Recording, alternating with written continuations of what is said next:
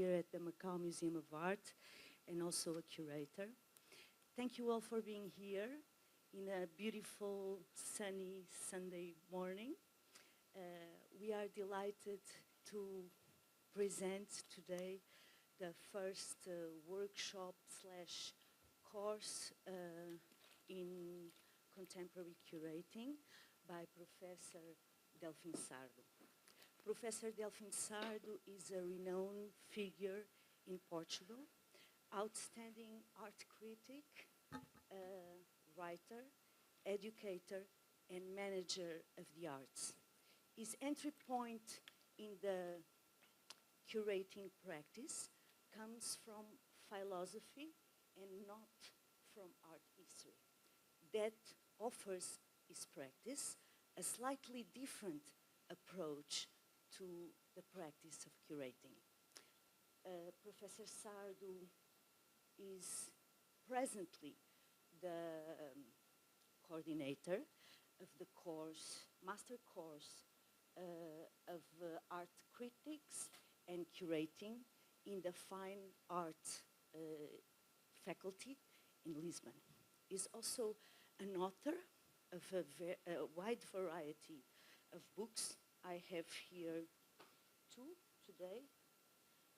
This is one, The Experimental Exercise of Freedom, which is here if you are interested in taking a look.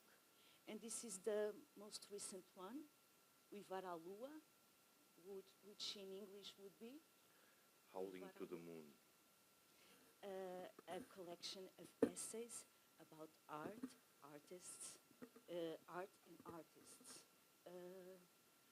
I would also like to say that Professor Sardo was invited by our museum to be the chief curator for Helena Almeida exhibition, Presence and Resonance, which we are opening on the 23rd, and we would be delighted to have your presence.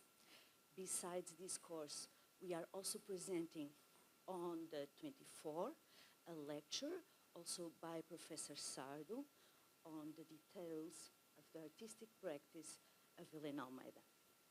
So, Professor has curated a lot of shows of Helena Almeida and many other very important contemporary artists.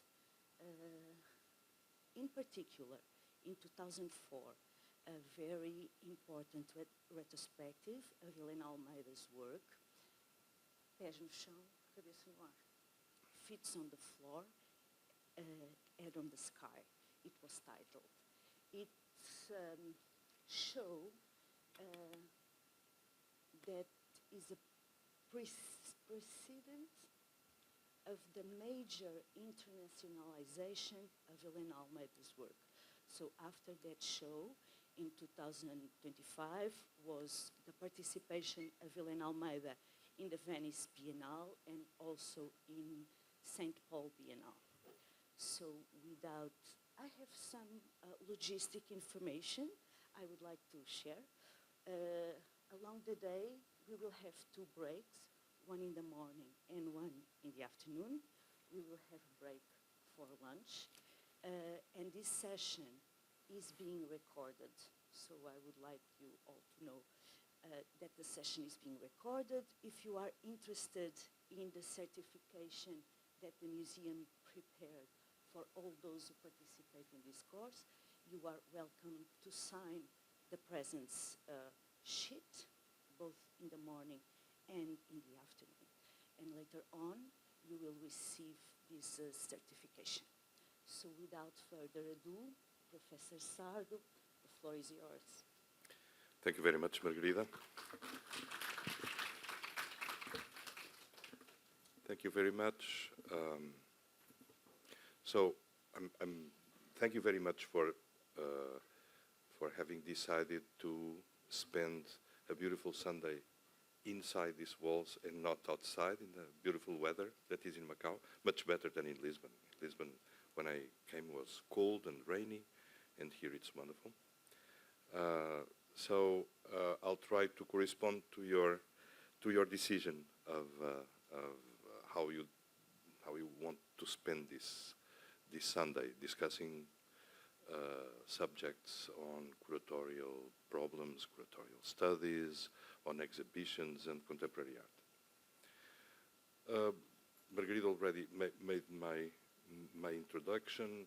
I just want to tell you that basically, well, I even prefer to call myself an exhibition maker than a curator. Curator now is a very broad word that covers lots of realities.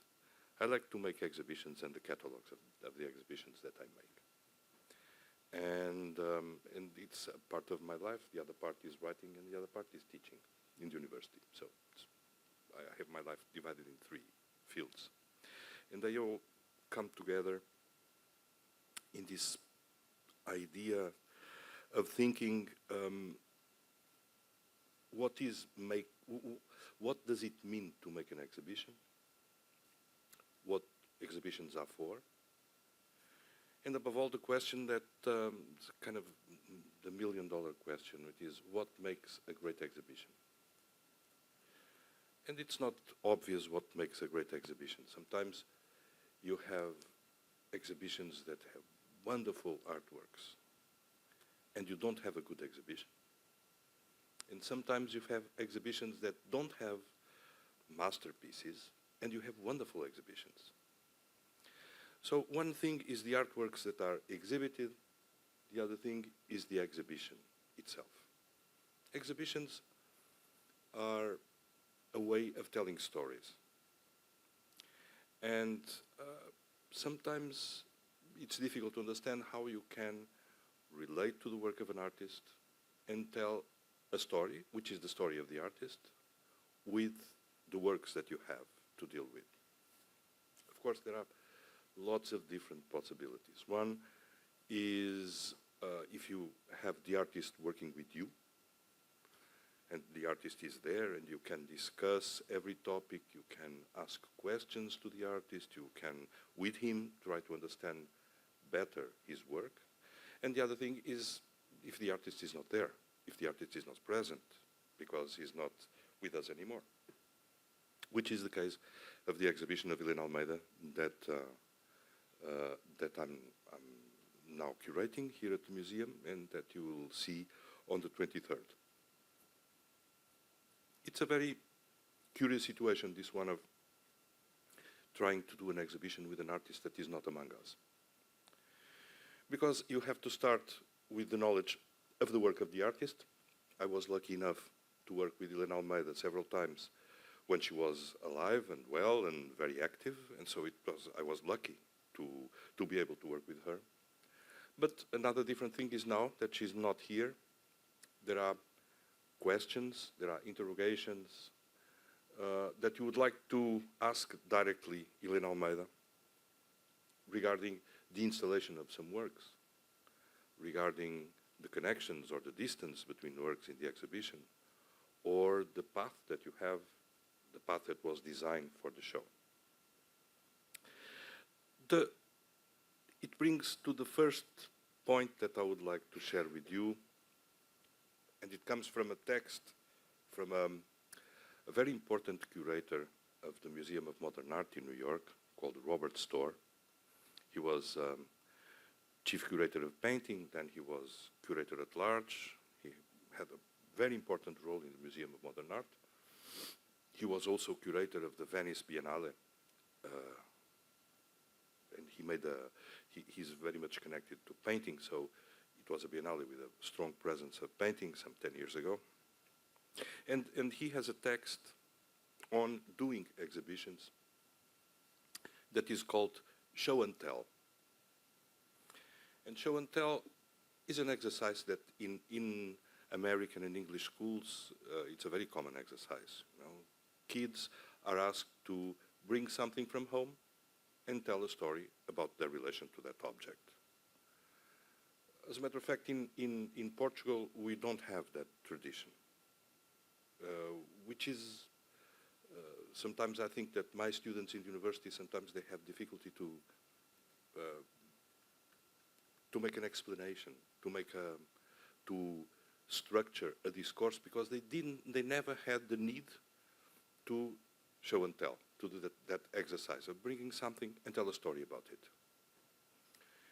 And the connection that Robert Storr makes with this school exercise is that making exhibitions, it's a way of show and tell.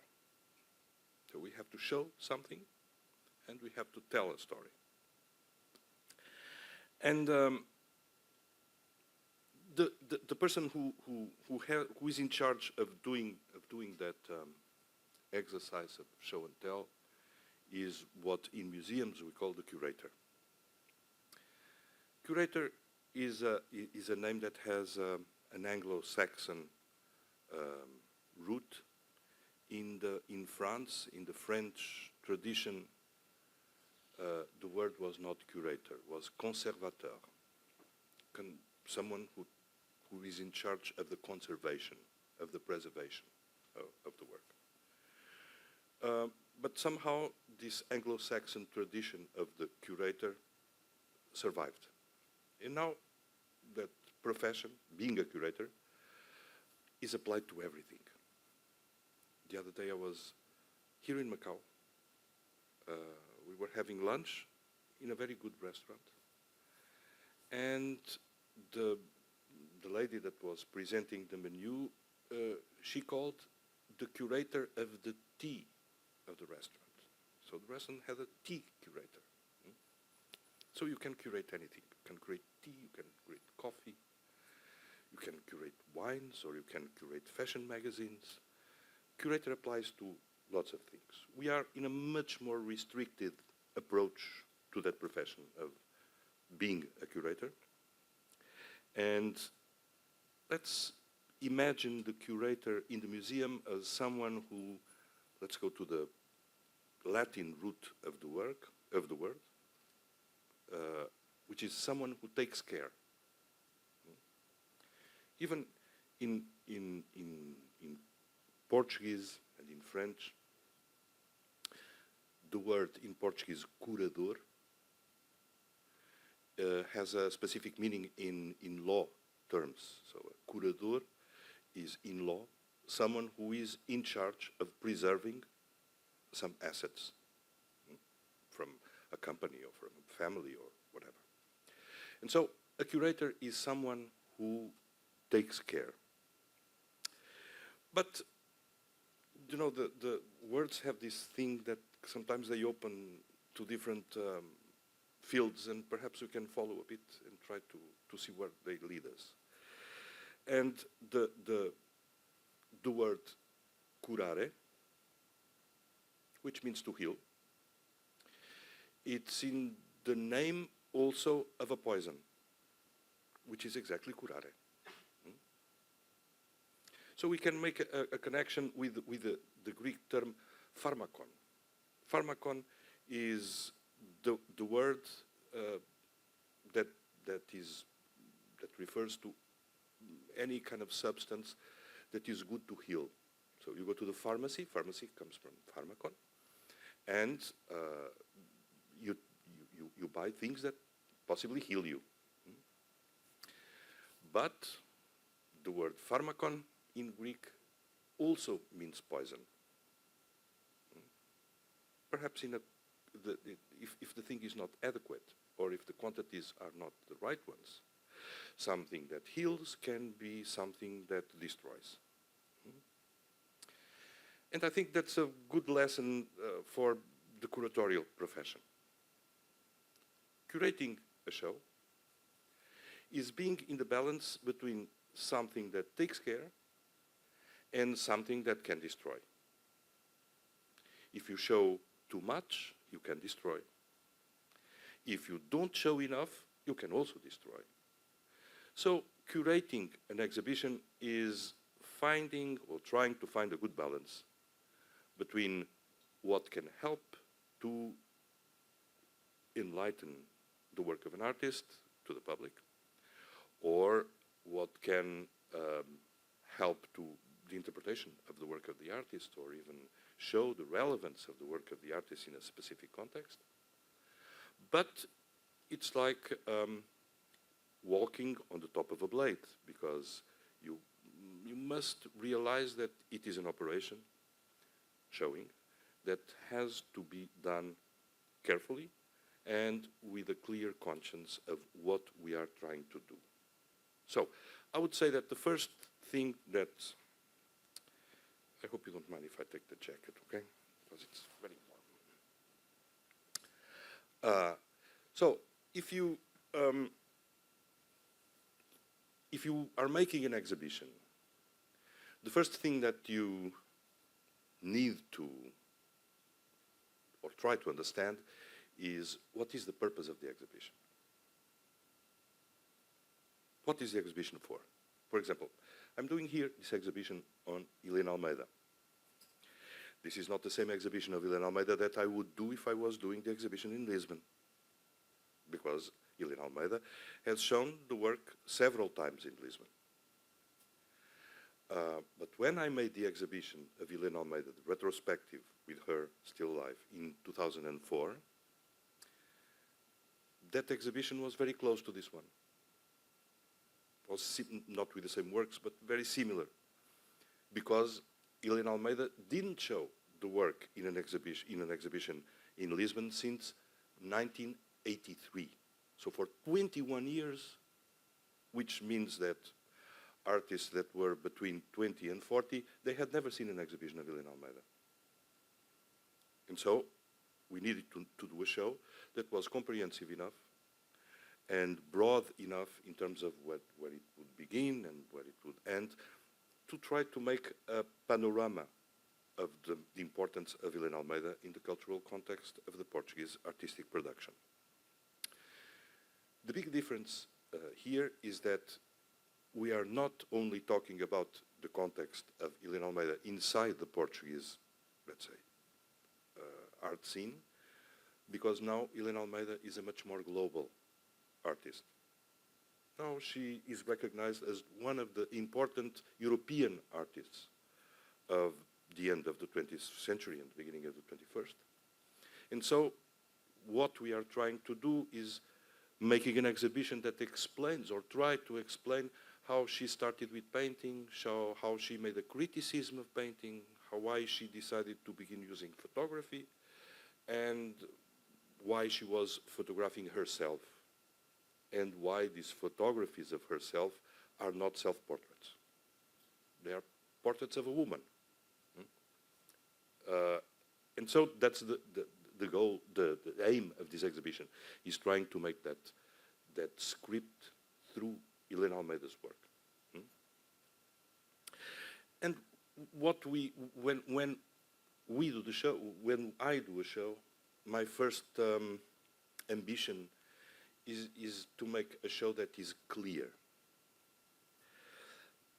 There is a problem in this. And the problem is, art is not clear. Art is not clear at all. Artworks, they can be interpreted in several ways, several different ways. And one is entitled to have different interpretations when you, perhaps we are, I don't know, 80 persons here in this room. And perhaps if we look at the same artworks, we'll have different interpretations of the same artworks. And those interpretations, they are legitimate. We can have different interpretations because we come from different personal contexts, different cultural contexts, so naturally our interpretations are different. So art is not clear, but the exhibition itself must be clear. Clear not in the solutions, not in the interpretations that it gives, but in the questions it asks. And that's I think the turning point of making an exhibition is, how clear are the questions that I'm asking? How clear is it, for example, in the Helena Almeida exhibition that I'm doing here? This is a bit teasing because I'm talking about Helena Almeida show that you haven't seen. And you only will see on the 23rd when you come to the opening. But I hope that it's clear that I have questions about why the work of Helena Almeida is self-representation and not self-portrait. Why it is on a generic idea of the feminine and not about herself. Why it is not about identity, but it's about a global human question about what am I doing here? And in the end, it's about aging, about her relation with her husband, that was also an artistic partner, because it was Artur Rosa, the husband of Helena Almeida, that was making always the photographs. It was him that was behind the camera. And he was very important to her. They had a very long relationship. He was an architect and an artist also. And his career as an artist was always in the shadow of Helena Almeida's career, which is very rare in the art world, to have a man artist being in the shadow of, and voluntarily so, of a woman artist. So, all these questions, I hope they will be clear, although I don't have an answer for them. Even some contradictions that I know that are there. For example, I say it's not a self-portrait, it's not about her, it's about an idea of the feminine. But then, when I talk about the relation with Artur Rosa, I'm talking about Helena Almeida and Artur Rosa, not a generic woman and a generic man. Although the problems it raises are global human problems. The problem of aging, the problem of loneliness, the problem of aging together. And so all these things, they involve contradictions. But I hope I present those contradictions in a clear way. So, first, doing exhibitions is about clarity, but clarity in the questions, not in the answers. The answers are to the public. And the questions, the curator needs to ask them. But the curator asks those questions not in writing. Asks these questions in the space. So an exhibition, sometimes we compare, an exhibition is like a book. It is and it is not.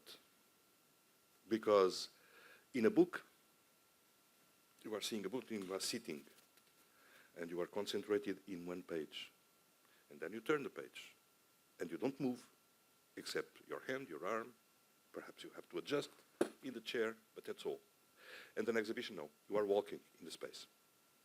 And you can go forward, you can go back, you can go closer, you have to be more far away. There are some works that are bigger, and you have to have a more clear view of the whole thing, so you have to step back. Or there are things that have details, and you have to go very close and watch the detail and understand how it works in the overall of the artwork. And so, an exhibition is it's a narrative, it's a story, but it's a story that is told in space, in the space of the museum, in the space of the gallery. And the tool that you have to tell the story is the relations between the artworks and the space. So it has a very close connection with architecture during exhibitions. At least how I see it, but perhaps there are curators that don't give so much importance to the installation of the works in the space, but I think it's very relevant because it's physically that you relate to the artworks. I even believe that one doesn't see exhibitions with the eyes. I think one sees the exhibitions with the whole body. Because sometimes I have to put the artworks a little bit lower to make people lean a bit more and have a different relation, more intimate relation to the works. Or sometimes I want to sacralize a bit the artwork, so I put them higher. And people have to look up. And so the physical position that I'm using to see the artworks, it involves the whole body. It doesn't involve just the eyes it's not an optical relation that I have with the artworks. It's an embodied relation that I have with the artworks. So artworks have an embodied relation with us. And that's curious because somehow it replicates the embodied relation that the artist has with the artworks, because the artists also do the artworks with their own body. Well, in the case of Helena Almeida, very literally with the own body, the whole body, because she's there, her physical presence in the photos. So we have to deal with space, doing exhibitions, and exhibitions are a kind of walk in the space that it's a challenge to the viewer to relate physically with the images that are around and with the space itself. But sometimes the spaces where we do exhibitions, they are not gentle. Sometimes the spaces are difficult. Sometimes the ceiling doesn't have the height that we would like it to have. Sometimes the floor reflects too much. Sometimes the walls are not pristine white. Sometimes you have a corner where you shouldn't have. Sometimes for the narrative that you are doing, there's one room that is missing. Sometimes to build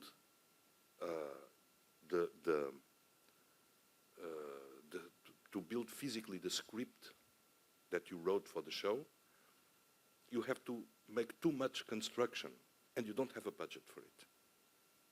That's the reality of curating a show. It's always like that. We never have enough budget. We always have to cut in the idea that we had in the beginning, and we always have to make compromises. So curating is also negotiating. Negotiating with the space, negotiating with the institution, negotiating with the other curators, negotiating with the artist, negotiating sometimes with political powers. It's negotiating. Which is good. Compromises are good. One always have to compromise something to earn something. And so we are doing all these compromises, adaptations to our original idea. But the most important thing is understanding that doing an exhibition can never be a fight with the space of the show. Because space always wins. Architecture always wins. So we have to, it's a kind of doing exhibitions, curating is like an Aikido exercise. You have an energy that is superior to your own, and you have to convert it into something. And so, doing exhibitions, going back to the beginning, is first of all being very attentive. Trying to be clear and beginning to be very attentive to space, attentive to the artworks, the space, and what you want to say. And there comes the difficult question. So, in the end, is the curator an author or not? And if he is an author, does his authorship or her authorship has something to do with artistic authorship? I'm going to tell you my opinion. Yes, I think the curator is an author. No, I don't think that authorship in curating has anything to do with authorship of the artist. Curator is not an artist. He has a different way of doing things because he works with artworks that were already done. It's like Margarida was telling about my books. I write comments on other people's work. I write comments on what artists do. But if the artists were not doing their work, I wouldn't have nothing to say, you know. So I'm writing on top of the work of someone. And the same thing with exhibitions. We curate on top of the artist's work. And we have to have a very clear notion that our authorship must have always, in first place, the respect for the artistic work. So the respect for the artistic work is the most important thing. There was perhaps one of the most terrible moments of the history of curating was in Germany in 1936. There was an exhibition made by the Nazis called the exhibition on entartete Kunst. Entartete Kunst in German means degenerate art. And so they were showing works from modernist artists, from Jewish artists, from expressionist artists that were really important in German context in the 20s and 30s. And they were showing the works with comments on the wall, criticizing the works. So it was the most terrible moment of a curatorial, it was a curatorial exercise, but a terrible curatorial exercise. It was exactly the opposite of what curating is. It was an exercise of violence towards the artwork, of disrespect towards the artwork. And so that's, let's say, that's the limit, or that's beyond the limit. In our practice, I think we always have to be very attentive to the artwork, what the artwork needs in terms of the presence in the space. How can we deal with it? Because the curatorial authorship has three tools. The curator limits, the curator excludes, and the curator selects. So it's not a democratic activity. Curating is not democratic. It's exerting a power. And it's the power of choosing. I don't want this in the show, but I want this. I have to make this limit. And so it was a French philosopher who says that authorship had these three categories. It was Michel Foucault, who said that an author is someone who limits, selects, and excludes. And that's also what curators do. But they don't make something out of nothing. They make something with the artistic works. So, we will talk in the morning, we will make a division here in the organization of our conversation, which is, in the morning, we will talk a bit about the history of curating, the history of museums, different approaches, and in the afternoon, I will share with you some of my personal experiences as curator, especially a one-person show that I've done in the past of a, well, Portuguese. Yeah, he lived in Portugal, but he was Swiss-American, an artist called Michael Bieberstein. He was half Swiss, half American, but lived in Portugal because he married a Portuguese person, and so he lived in Portugal for 30 years, 27 years. And he has a very unique approach to painting, and I've done this exhibition after he died with lots of curatorial interrogations to me. So, you know, he had made some projects that we had photos, we had pieces of the work, there were ethical questions. Can we reproduce the works? Can we, as far can we go with the recovery of artworks that only have some parts and don't have others? And so it was very complex, and I want to share that experience with you. And the other one is a collective show that was not done in a museum, was done in an 18th century monastery in Portugal that was in awful condition. It was a disaster. When we got there, it was a huge, huge building. And it was completely destroyed when we got there. It didn't have electricity, it didn't have water, it didn't have anything, was full of garbage, was not used for 20 years for nothing. It was in the military were using it and left 20 years ago. And when we have done that collective show, that biennial, we had to begin looking at the building and see what can we do and what can we not do, how can we use it. And everything was a story told around the building and about healing the building and healing to a certain point. So that's what we'll talk in the afternoon. So the title of this talk is Curating One Thing Next to Another Are Not Two Things. And I believe, yes, when you put one thing next to another, you don't have two things. You have a different thing. You have a third thing. And we'll go, we'll explore a little bit where this idea comes from. And so, and this one thing next to another are not two things. It's the title of my next book that will come out in some months. And it's about, curating, my experience as curating. So, the summary of what we are going to follow today. So we'll begin with the birth of museum and the build-up of artistic narratives. How does museum builds artistic stories? The coincidence between the birth of museum, the birth of art history.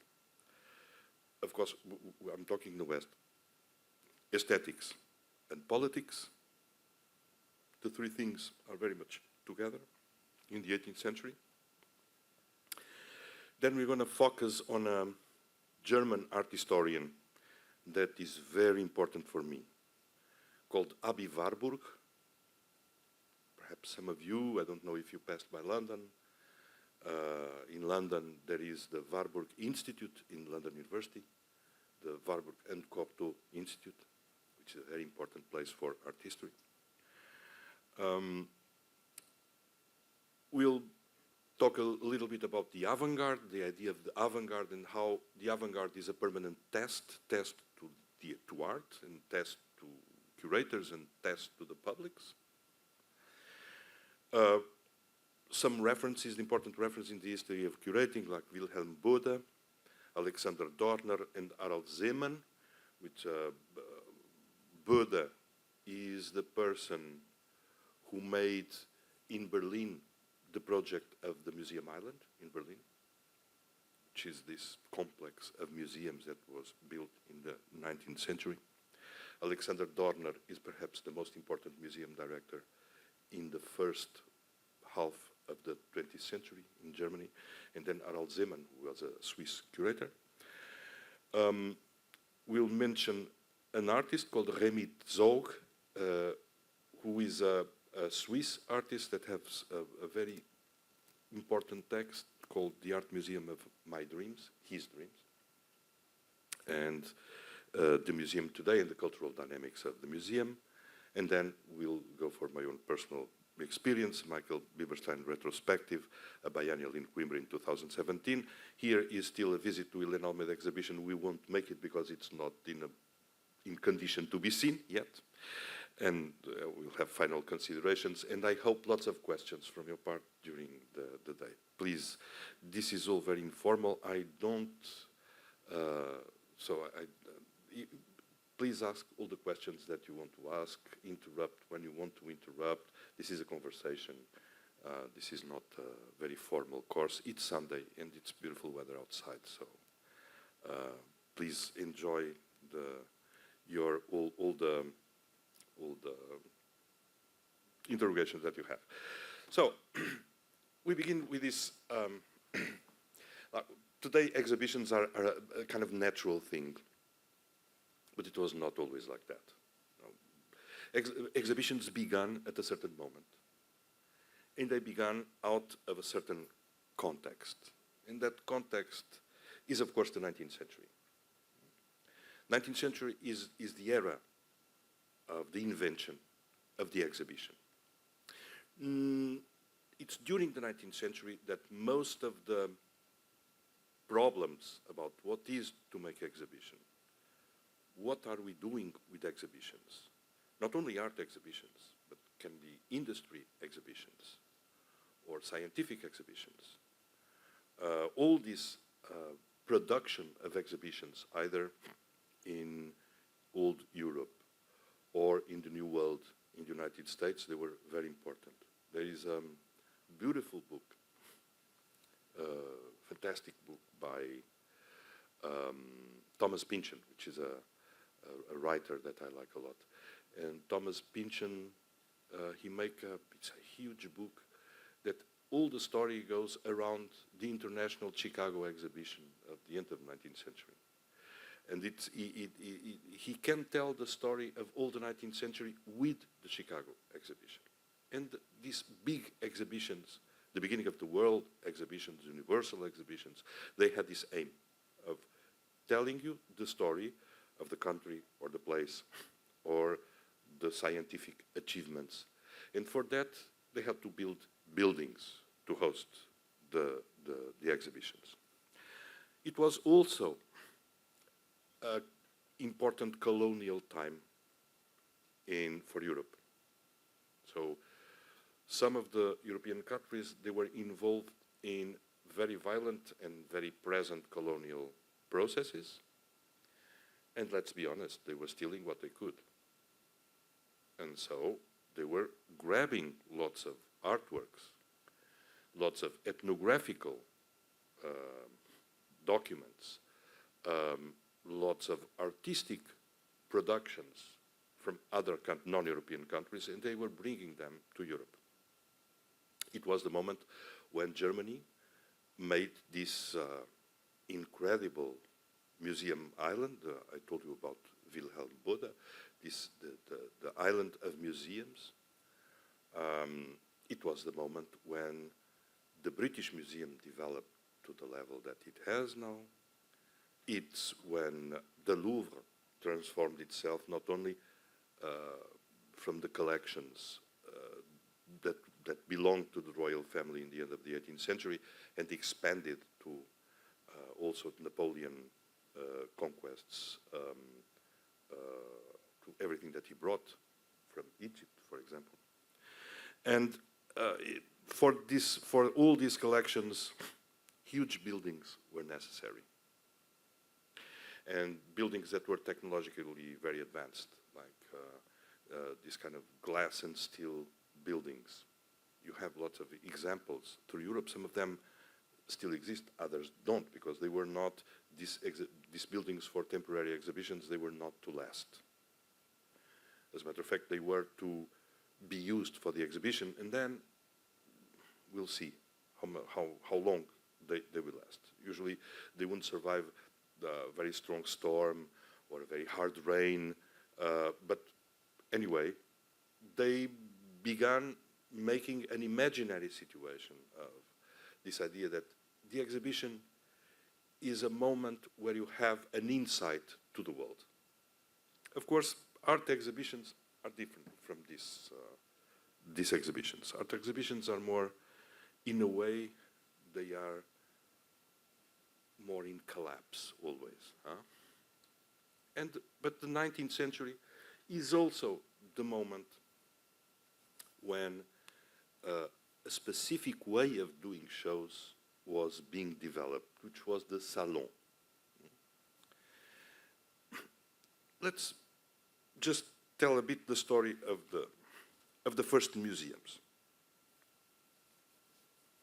There is, as always, there is this discussion between France and England about who made the first museum. In chronological terms, the first museum was the British Museum, because the British Museum was established in 1750. But the first museum, as we understand the museum, was the Louvre. And the Louvre was opened in 1793. It was, they decided to do the Louvre as a museum in the consequence of the French Revolution. So the French Revolution was in 1789.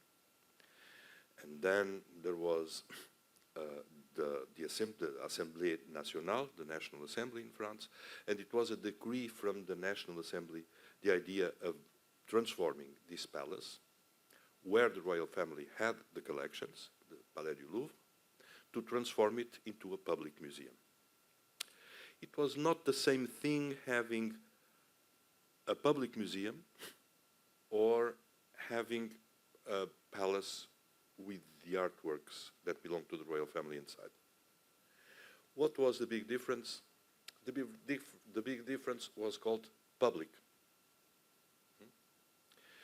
The public, having a museum implied making an institution that had the doors open to the public. And so the public was the destiny of the artworks that were inside that palace. And it was the first moment of the build-up of the Louvre. They decided to make the Louvre free for everybody. You didn't pay a ticket. Everybody could go inside for free. And it was opened 8 of the 10 days of the week, because, you know, after the French Revolution, the idea of revolution was so important that they decided to change the names of the months, and they had a decimal system for the weeks. So the weeks had 10 days. And it was open 8 of the 10 days. During the 2 days left were cleaning. And during these 8 days, 3 days were specifically only for artists to go to the museum. We'll talk about the importance of this. And the other 5 days were to the public. Everybody could go inside.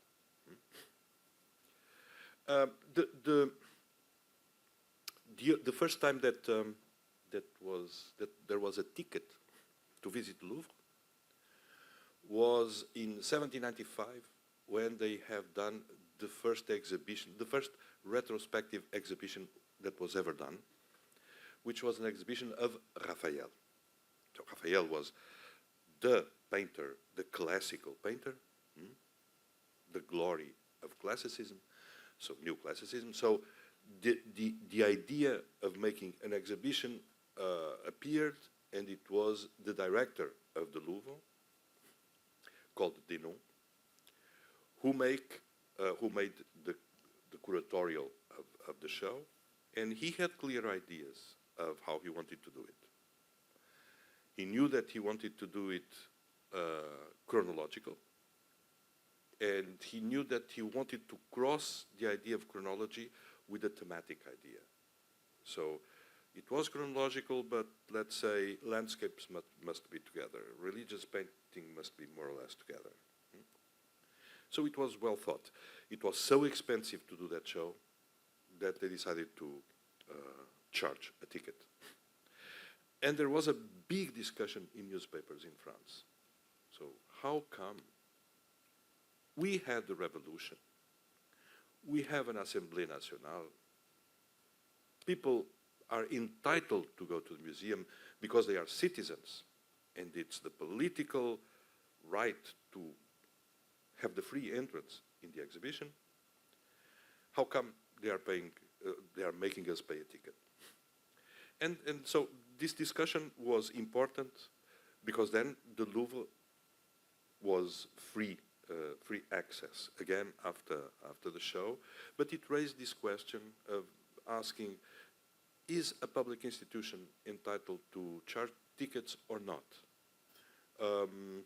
Like simply having the doors open to whoever wants to visit is enough, or we must be more proactive to the public? What is the public entitled to have? They have to have some explanations about what they are seeing. They have to have some teachers teaching something inside the exhibition space, or it's just for the pleasure of seeing beautiful things. And so these questions that are coming together, they are very important because they are inherent to the structure of the museum, even at the end of the 18th century. I told you that the 3 days that the Louvre was only for artists was very important. And it was. Because there was this conviction, this idea that artists need to learn by copying. So an artist needs to go to inside the museum and copy the masters and learn from copying the masters and from looking at the masters. That's one thing. The other thing is there was a certain need for new images. You had an aristocracy in France, and that aristocracy had their own images. They had the images of the country houses. They had the images of the family. They had the paintings that were ordered 200 years ago or 100 years ago. And they had the history of their families that was there in the images that they possessed. The royal family had, of course, all these images plus the ones that they had bought or the commissions that they had made to artists. But there was now a new aristocracy, an aristocracy that was present in the Assemblée Nationale. Lots of these people from the new ruling classes, they didn't have money enough to buy the big works from the big masters, and there were not big works from big masters selling in the market. So they wanted to have images. And so they could have copies. And so this presence of the artists inside the Louvre was also to produce copies of the masters that could feed this new aristocracy, or even works in the style of the masters that built an art market.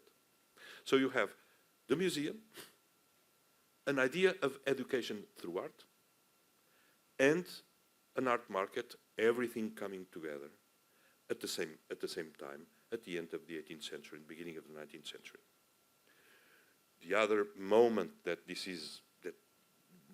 idea of having images for all appears, it's with the bourgeoisie that appears in France, in Germany, in England, at the middle of the 19th century. But at that time there was a different answer, which was the invention of photography.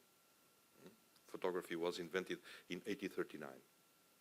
It's amazing when you think, so it's the official date of the invention of photography. It doesn't mean that in 1828 or 1830 there was not some technology to have images imprinted with light. Yes, but the official invention of photography, always a discussion if it was Nicéphore Niepce, or if it was Daguerre, it's always the discussion, but the official date is 1839.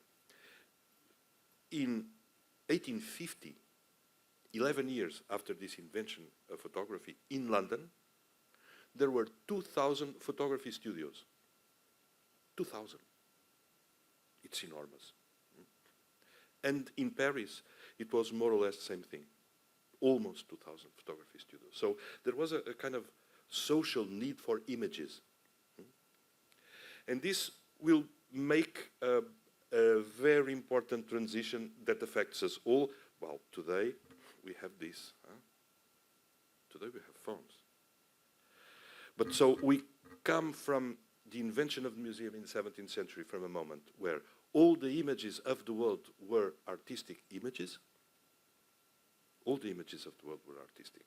They were paintings, or prints, or then photographers made by professionals, to a moment when perhaps 0.0001% of the images of the world are artistic.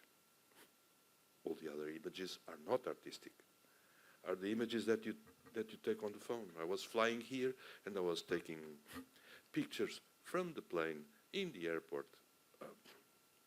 People take pictures from food that they order in restaurants. They publish them in Instagram. So the world is full of images.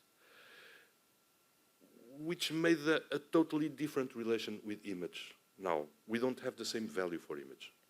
Image is a thing that we don't even look at the images that we have in the phone. So we don't give them any importance. But at this time, when museums were invented, images were really important because images were all artistic. So the museum was a very important structure, cultural structure, economical structure, and let's say a teaching power force. And the beginning of the Louvre, they understood the strength of the museum as a teaching tool.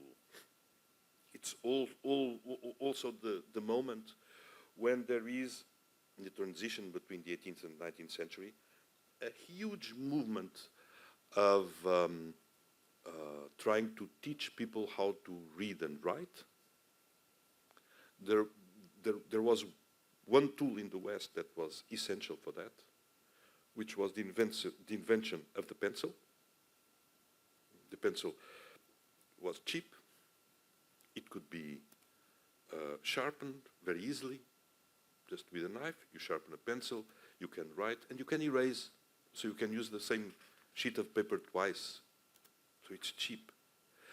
And the curious thing is that the first director of the Louvre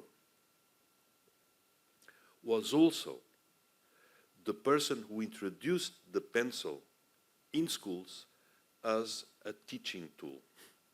So the museum as a teaching structure is very much connected with all this idea of education. And the museum embraces this possibility of education.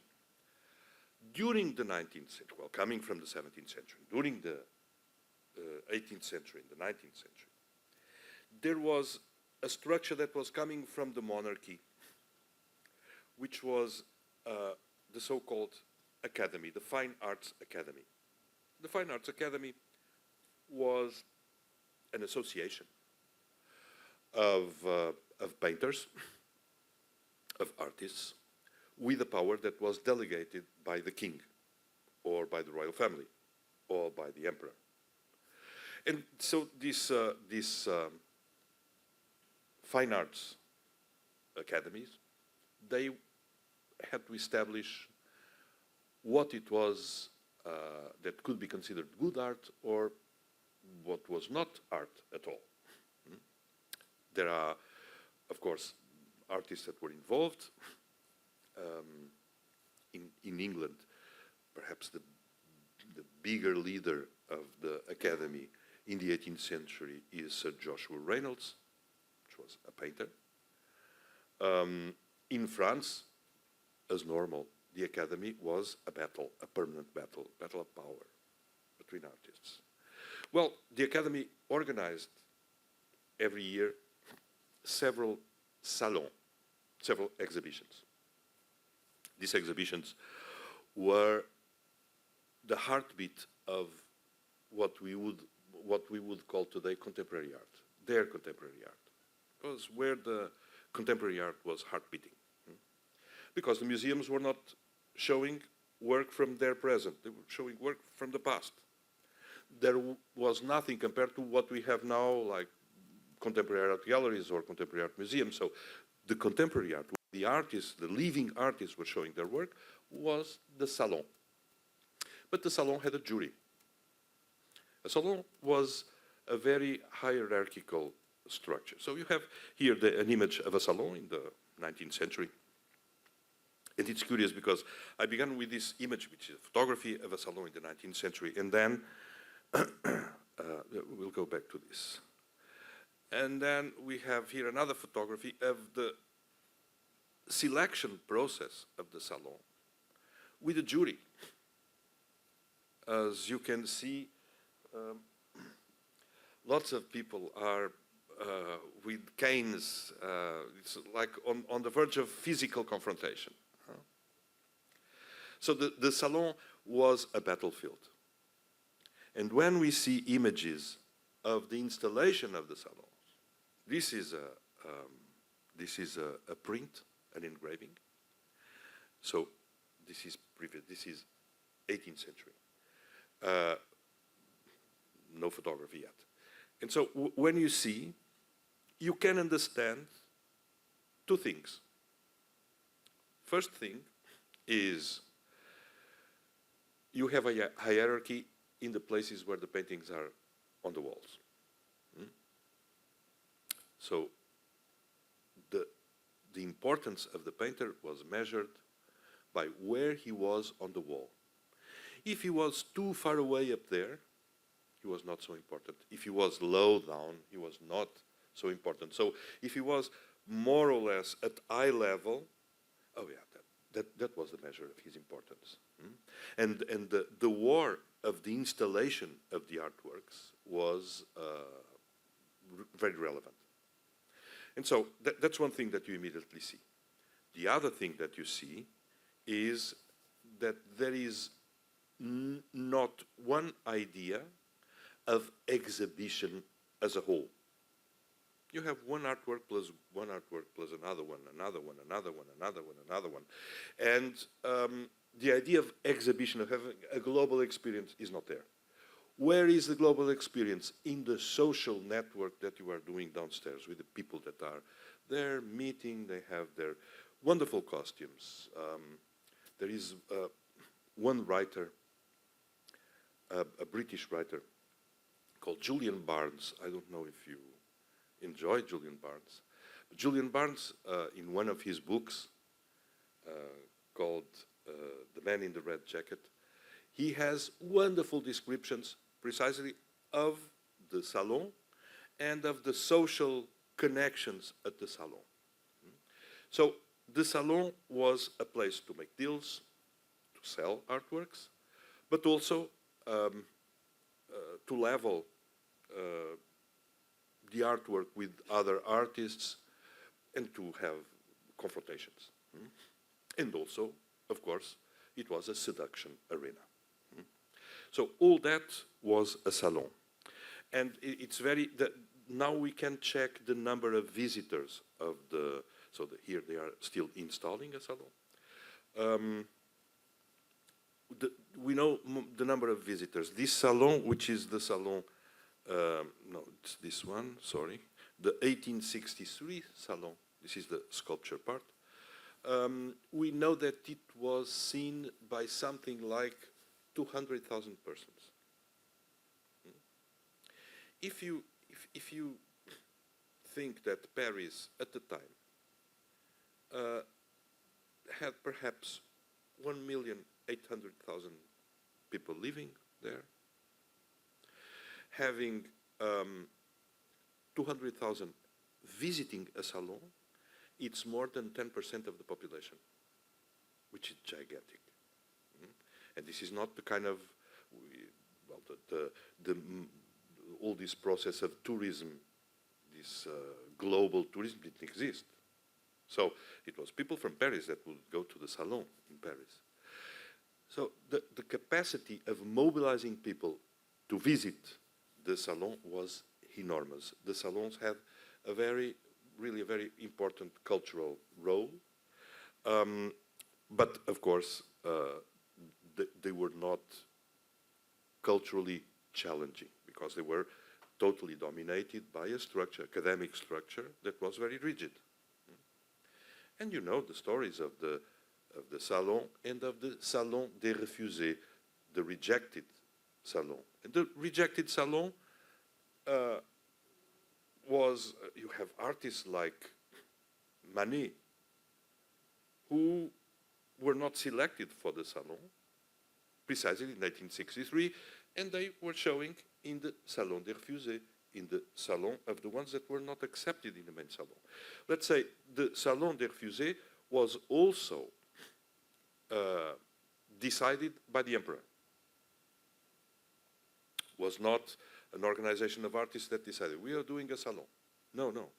It was the emperor that said, well, perhaps the academy is very strict. We have to make another one, another salon, not to have any like battle between artists. And so all this management of the importance of having artists that were perhaps a little bit more risky. They didn't have entrance in the salon, so they had the other salon to present their work. This ecosystem of the arts is beginning to be produced in the 19th century in the salon. And as you can see here, this is the opening of a salon, so it's a painting that has the opening of a salon. The visitors are coming there, no, in the corridor. They didn't arrive yet to this room, so perhaps they are coming there. Perhaps, we can imagine, perhaps they are coming with the king or with the emperor. It could be something like the salon where it was Jericho presented for the first time the raft of the Medusa, and the king appears and says, well, your painting makes the century. So it was like a place to make reputations or to destroy reputations sometimes. But what you can see in terms of the logic of exhibition is that the salons were thematic. So you are seeing from the room of the religious painting. But there was the room of landscapes, the room of portraits, the room of the most important paintings, which was historical paintings. It's very curious when you see now, historical painting doesn't have the importance or the value that it had in the 19th century, of course. And most of the names of the painters that were really famous for being the important historical painters, we don't even know them anymore. They are there, they are in the museums, they are perhaps in the third room, you know, but they don't correspond. Our system of attributing value to things changed from the 19th century till today. So you had the beginning of the museums, and you had the salon structuring the field of the art, history in the museum, and contemporarity in the salon. Then, before we make the break, let's make a connection between two other inventions that were very important in the 18th century. One of them is the invention of art history. Art history didn't exist before the 18th century. Let me tell you something that perhaps, I don't know if, sometimes when I say this in classes, my students look at me and say, you're crazy. No, say, art didn't exist before the 18th century. In the West, at least. Art didn't exist, meaning there were artists. There were fantastic paintings, fantastic sculptures, of course, since antique times, of course. No, but what didn't exist was art as a global thing. The concept of art as such didn't exist. Art used to mean a specific and very skillful capacity. So the big book that some say, well, art history begins here. Well, art history doesn't begin there, but it's a very important book, which is, it's the so-called Lives of Artists from Vasari. The name of the book is not Lives of Artists. We call it like that, but it's not Lives of Artists. It's, in Italian, it's Vite dei più importanti pittori, scultori e architetti, lives of the most important painters, sculptors, and architects. Because the idea, the global idea of art didn't exist as such. A painter had a profession, a sculptor had another profession, an architect had another profession. And so it was Winkelmann who invented art history in Germany in the 18th century that began saying, no, there is something that is the field of art, and something that we can find in ancient Greece. And so he began talking about what he thought was Greek sculpture, namely the Laocoon, which was the model for his reasoning, But the Laocoon, well, he thought it was Greek, it was not. It was Roman, but he couldn't know that. And he made a theory about classicism. That was classicism. And in painting, well, of course, classicism continued from there, from antique times to Raphael. And so there was a line that was established from a model. So art was all these activities, and the great art was the one that was centered in this idea of the respect for classicism. So the 18th century is the moment that art history is born. The idea of classicism is built. And it's also the moment when a different discipline in the field of philosophy appears, which is aesthetics. There was, of course, in the West, there was a very old approach to the idea of beauty, and people writing about beauty. Plato wrote a lot about beauty. But for Plato, the concept that he was writing about was a concept in Greek is kalokagaton, which means at the same time beautiful and good. There was no separation between goodness and beauty. It's during the 18th century that a new theory inside, let's say, philosophical disciplines appear, and which is a theory about sensibility. And you have, in Germany, you have a book that appears exactly in 1750 called Aesthetica by Baumgarten. And then you have Immanuel Kant, which is the great rational philosopher of the end of the 18th century, that writes a very important book called The Theory of Judgment, on the theory of judgment. And where he talks about what is beauty and separates completely what is beauty from what is good or useful. Beauty is not useful. Beauty is not a characteristic of the object. So it's not the object that is beautiful. Beauty is something that happens in the subject. When I look at certain things, I feel beauty. That's what Kant defends. Why? Well, because, well, it's complex, so I don't want to enter through Kantian philosophy, but it's very beautiful. He says, well, because I have, between my sensibility, my senses, and my imagination, there is suddenly a kind of agreement. I feel peaceful, and that relation between imagination and sensibility builds beauty in me. So imagine the consequence. Beauty is not the characteristic of an object. It doesn't have to be tall or thin or large or symmetrical or nothing, because it's not the object that is beautiful. It's a sensation in the subject. The big difference is that everybody can have that sensation. And we can have that sensation in relation to different things. And so, beauty is subjective, is not objective. And that's a big step. It's a fantastic step. Because we are all entitled to beauty. And so, beauty, everybody can feel beauty.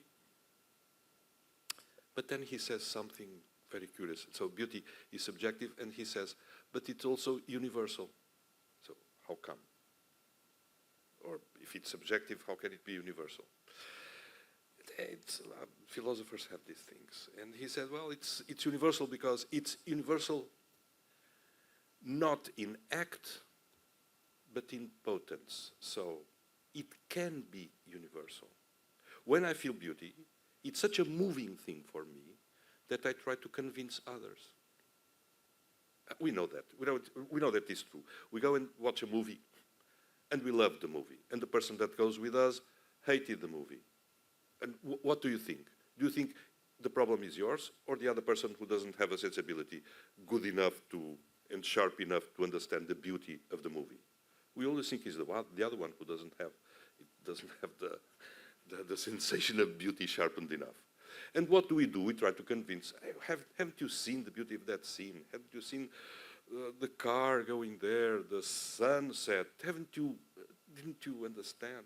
It happens the same with a movie or the poem or with a book or with a record or anything. And Kant, well, he didn't talk about movies, but what he said was that moment when we try to convince the other of the reason of our sensibility, this is not aesthetics anymore, this is rhetorics. This is persuasion. But, he says, it's the rhetoric that stems out sensibility that makes communities. So we have better communities if when we try to persuade the others of the goodness or the beauty of something. And that's why afterwards Schiller wrote a book on the aesthetical education of mankind, or the letters for the aesthetical education of mankind, where he says, well, aesthetics, this thing of feeling something and trying to then to convince the others of the goodness of my feelings, that is what makes communities solid. That is the glue of communities. So if we want better communities, it's better to have a better aesthetic education. Okay, so let's make a break here, and we'll be back in